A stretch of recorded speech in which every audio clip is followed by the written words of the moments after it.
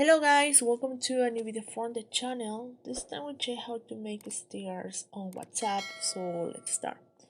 First, let's go to chat, and here on the chat, just go to your chat box here, and then just click on your icon, the sticker here.